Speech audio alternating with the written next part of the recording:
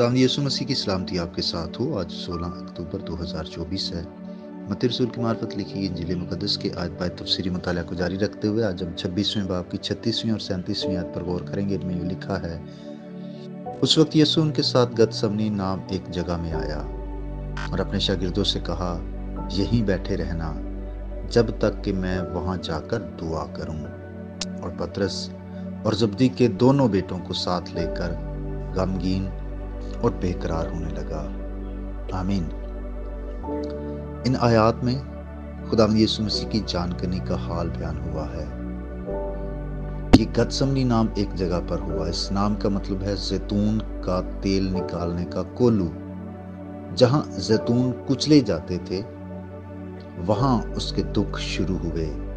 وہاں خدا کو پسند آیا کہ اسے کچلے اور گھائل کرے تاکہ اس سے تازہ تیل سارے ایمانداروں کے لیے بہے۔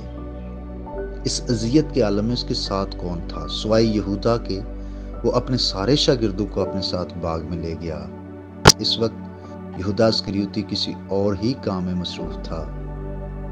وہ صرف پطرس اور یعقوب اور یوحنا کو باغ کے اس کونے میں لے گیا جہاں اس نے جان کنی برداشت کی۔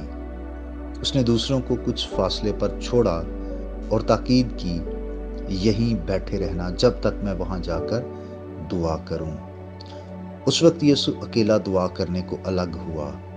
حالانکہ تھوڑی دیر پہلے اس نے اپنے شاگردوں کے ساتھ دعا کی تھی، جس کا ذکر یوحنا 17ویں باب میں ملتا ہے۔ اس نے اپنے 3 شاگردوں کو اپنے ساتھ لیا کہ وہ اس کی شکل کے جلالی ہو جانے کے گواہ تھے۔ انہوں نے پہاڑ پر یسوع مسیح کو جلالی صورت میں دیکھا تھا۔ اس بات نے انہیں ان کی جان کنی کے گواہ ہونے کے لیے تیار کیا۔ جنہوں نے ایمان سے مسیح کا جلال دیکھا ہے وہی اس کے ساتھ دکھ اٹھانے کو بھی اچھی طرح تیار ہوتے ہیں۔ اگر ہمیں اس کے ساتھ بادشاہی کرنے کی امید ہے تو اس کے ساتھ دکھ اٹھانے کی امید کیوں نہ ہو؟ اور لکھا ہے کہ وہ نہایت غمگین اور بے قرار ہونے لگا۔ لوکا 22ویں باب کی 44ویں آیت میں اسے سخت پریشانی کہا گیا ہے۔ یہ ایک کشمکش تھی۔ وہ صرف جسمانی درد اور اذیت میں نہ تھا بلکہ اس کے باطن میں اذیت تھی اور وہ دل میں نہایت رنجیدہ تھا۔ لیکن اس ساری کیفیت کی وجہ کیا تھی؟ دکھ، غم اور جان کنی کا احساس اتنا گہرا کیوں تھا؟ یاد رکھیے کہ باپ سے مایوس نہیں تھا، نہ ہی باپ پر سے کوئی بے یقینی تھی۔ باپ کے ساتھ کسی جھگڑے یا مخالفت کا تو سوال ہی پیدا نہیں ہوتا۔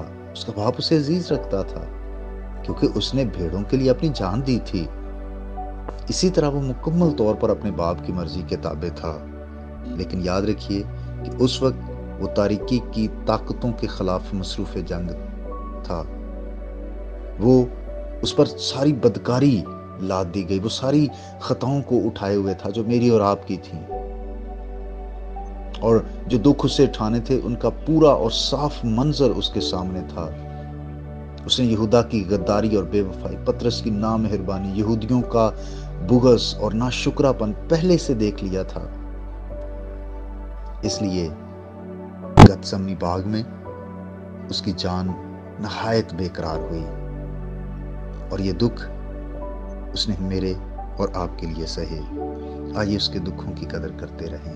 خدا آپ کو برکت دے۔ ہم دعا مانگیں۔ مسیح یسوع میں ہمارے پیارے باپ، ہم آج کی نئی صبح کے لیے تیرا شکر ادا کرتے ہیں کہ جو سزا ہم نے برداشت کرنی تھی وہ تیرے بیٹے یسوع نے برداشت کی۔ جو دکھ ہمیں سہنے تھے ہماری خاطر اس نے وہ تمام اذیت کو برداشت کیا۔ وہ دکھ سہ لیے گتسمنی باغ میں اور پھر صلیب پر۔ تیرا شکریہ ادا کرتے ہیں تیری اس بڑی مہربانی کے لیے جس کے ہم لائق نہ تھے، لیکن تیرا فضل ہم پر ہوا۔ ہم تیرا شکریہ ادا کرتے ہیں۔ شکر گزاری کے ساتھ ساتھ میری دعا ہے کہ اے خدا ہمیں فضل عطا کر کے ہم تیرے بیٹے یسوع مسیح کے دکھوں کی قدر کرتے ہوئے ہمیشہ تیری فرما برداری میں اپنی زندگیوں کو گزاریں۔ اے خدا تمام سننے والوں کے لیے ہر طرح کی برکت کو مانگتا ہوں، خاص طور پر جو کمزور اور بیمار ہیں ان کو شفا بخش دے، جو ایمان میں کمزور ہیں ان کے ایمان کو بڑھا بخش دے کہ ہم تیری فرما برداری میں آج کے دن کو بسر کریں۔ یسوع مسیح کے نام سے आमीन। मेरा नाम पास्टर बिशारत है और ये पैगाम आपको इवेंजेलिकल चर्च अटक की तरफ से भेजा गया। तक हमारा चैनल सब्सक्राइब नहीं किया तो अभी सब्सक्राइब करें और बेल आइकॉन को क्लिक करके हमारी लेटेस्ट वीडियोस के बारे में अपडेट जानें।